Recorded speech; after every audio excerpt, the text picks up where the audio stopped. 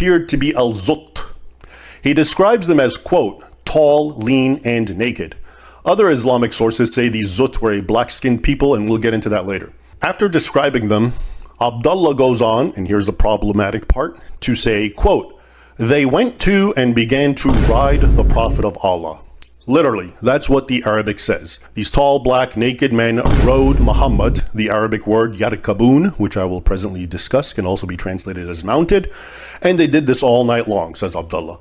During which time they would also come and circle around and try to reach him, but they were prevented, apparently from the line of protection Muhammad had drawn in the sand for his companion.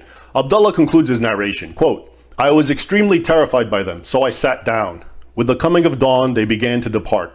Then the Prophet of Allah returned, slowly and in pain from that which they did while riding him. According to another narration found in several Islamic texts, including Akhbar Mecca by Al-Fakahi, Muhammad complained to Abdullah that, quote, they wounded me all night long, at which point the Prophet proceeds to lay his head and fall asleep in Abdullah's lap.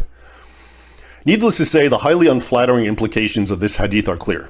But it becomes even more scandalous once one brings in what several other Islamic reference books and histories say. For starters, who are these al-Zutt, these naked men who rode Muhammad all night long?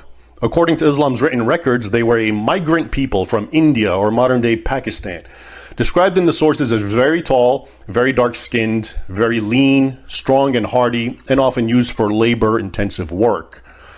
In early Arabic ethnographies and literary works, al-Zutt are also depicted as being very sexual and virile, with very large penises. In fact, according to one Arabic source, Al-Tashibbahat by Ibn Abi Awan, quote, the penis of al-Zutt never weakens, meaning their large phalluses never go limp and are ever ready.